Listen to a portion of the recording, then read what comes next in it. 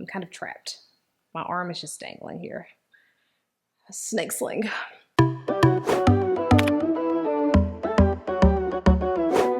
Good morning, Reptilians. Welcome and welcome back to the channel. I'm Elle, this is Sterling, and this is Elle's Reptiles. This week, we are doing something super exciting. We are going to be looking at a tank that was sent to me by dubia.com. This is a 4-foot tank that is super inexpensive, which is what I'm very excited about because obviously we've been talking a lot about saving money on this channel lately. This 4-foot tank is not for him. He has a 6-foot tank coming. All 3 of the snakes are each getting 6-foot tanks. Anyways, this 4-foot tank, we are going to be unboxing and setting up and reviewing, and also if you stay until the end you will get a sneak peek of what is going to be going in that tank because we have a new little critter. I'm so excited. This is a pet that I have wanted for literal years, so many years. I'm excited. Yeah, let's build that tank. All right, so right from the beginning, super cool thing about this tank is that it ships flat. So it just ships in this big flat box and you put it together yourself, but putting it together is not difficult at all. There's even a little QR code on the front where you scan and it gives you step-by-step instructions with pictures. So that's nice, super helpful. Right from the beginning, I was super impressed with this packaging. Everything is just nicely laid out in its own little styrofoam spots. And they provide a mallet. I was so excited about this. I've never had a tank setup package that provided a mallet. And it's super high quality mallet, so that's cool. Okay, so putting it together, I will say that the pieces aren't labeled the best. They're not labeled at all, but it's super easy to figure it out. The long pieces go in the long end of the rectangle. The short pieces go in the short ends of the rectangle, and the little plastic pieces go on the sides. Like I said, there's pictures for all this, so that makes it easier. Just the bars themselves aren't labeled. But yeah, you just push them together and use the rubber mallet to make sure that the pieces go all the way down and are touching. Also super important to note, those little holes that go towards the bottom of the tank because they actually make it to where you can stack other tanks in the future. Once those first 3 bars of the frame are put together, you can take one of the panels and make the bottom of this tank. All of these panels come with like a clear plastic protector on them. It's definitely nice to get a beautiful board like this in the mail without scratches and stuff, but I just really don't like taking these off.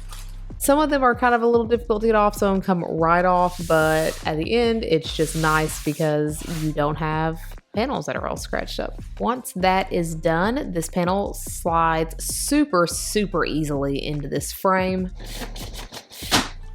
And then just putting the last little plastic pieces on and putting the last bar in place, and we now have the bottom part of this tank. And then you can just put the side bars on. Not the one I'm putting on now. That doesn't go on yet. Just in true me fashion of setting up tanks, I am incapable of setting up a tank without messing something up. So just so you know, this bar that I'm working on now does not go on yet, despite what you're about to see.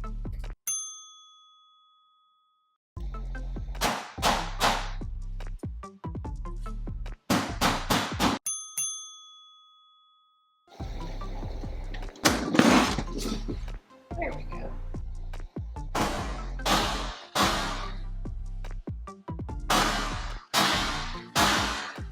There we go.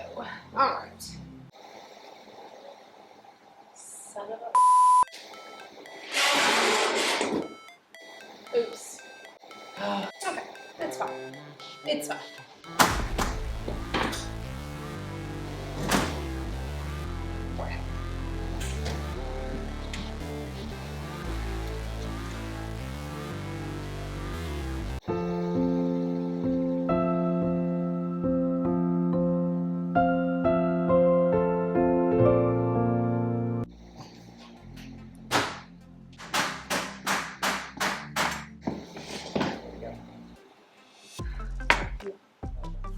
So now, gotta have to slide it. let's just, this is not the instructions.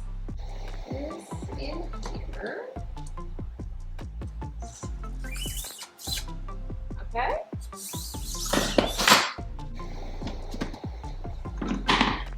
Someone and this up. Thank you. You're welcome. And while we're on the topic of things to pay attention to, make sure you pay attention to this. Why is it not focusing? There's one prong thing here and two here. So make sure the two lines up with the two. And then the lid just needs a very quick assembly. It just comes with these two bars and these little metal U things, and you just screw them in to the top to make the top more steady. This is clearly not the easiest thing to do when you are also holding a camera. And then once that is done, you can set it aside, and don't put it on top yet. It is not time for that.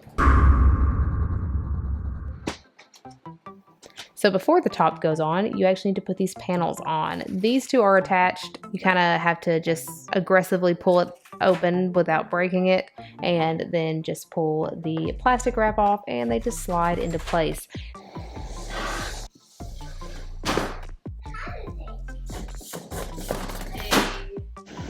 And just like the other side, you want to make sure that these two little channel things, one channel line up with two channels and one channel.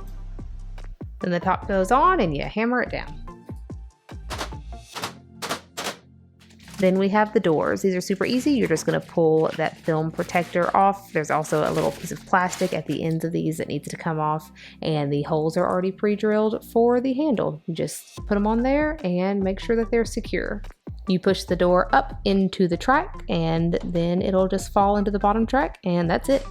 These doors went in super easy and they feel really nice. They slide easy, and these handles are actually metal, which is cool. Big fan of these doors. And the last thing that we have to do in setting this up is to install these little cord separator holder thingies. Super easy. They screw right apart and they're going to go into the holes, and you just twist it and screw it right back together. And that's it. We are done. This tank is really nice. I know I got it for free, so you're like, oh, you have to say that, but like, this is really, really a nice tank. This video doesn't do it justice.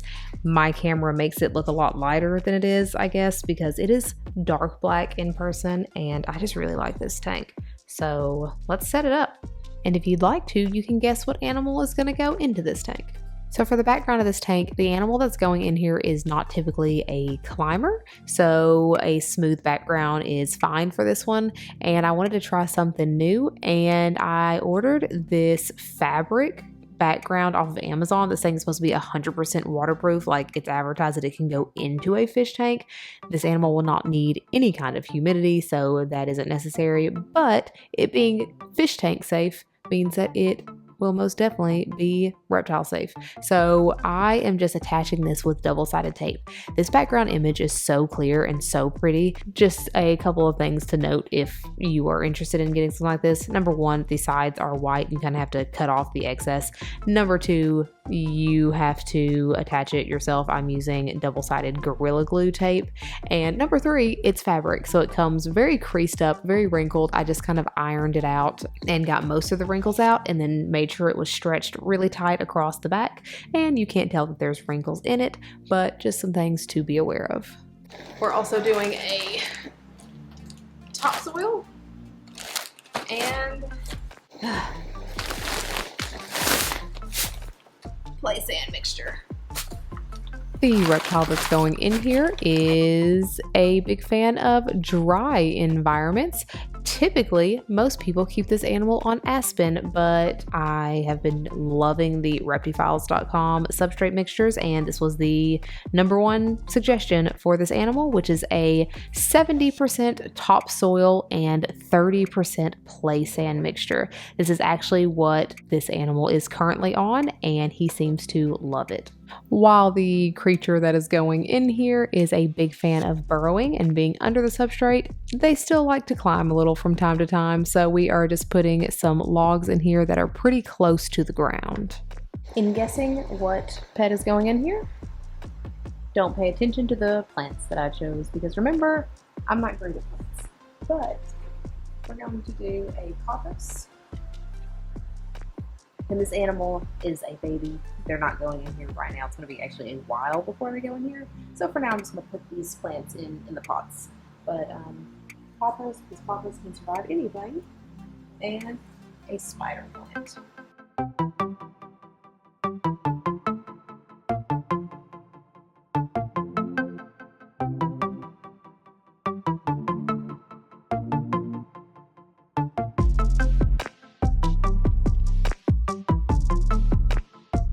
And that is it for the setup. This tank was actually put together very fast compared to normal. I mean, the plants aren't planted directly in the ground, but I still moved the dirt out of the way and put the pots in there. And I really, really like how this tank came out. Obviously, a lot of adjustments will be made when the animal goes in here, but we have a long time before that happens.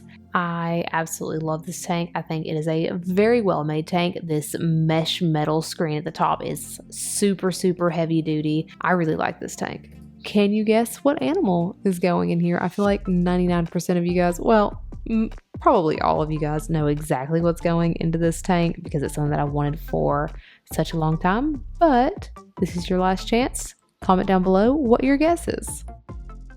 If you said a hognose, you are correct. This is my new Arctic Western hognose, Osiris. He is a tiny, tiny little baby. I don't even know if you can fully see how tiny he is based on these videos, but he is so active. He already ate. He is doing so well. Again, he has a very long time before he can go in that big tank, but we're getting the reptile room set up, and I thought I'd just go ahead and set that tank up so it can look nice in the background too.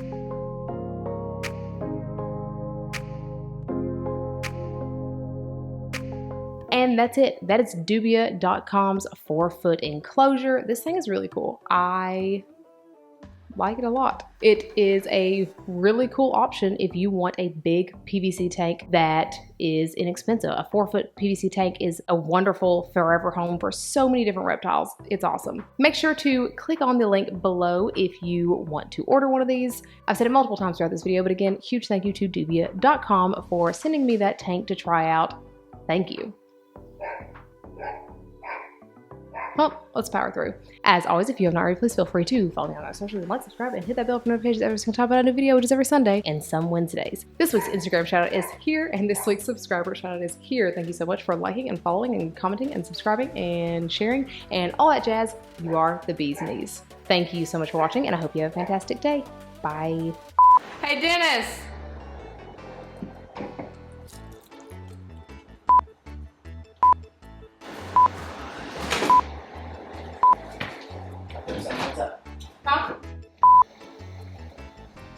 I cannot express to you how it's communicating.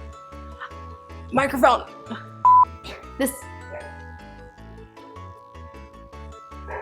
This room is officially closer to my neighbor's dog that barks. Didn't think that through.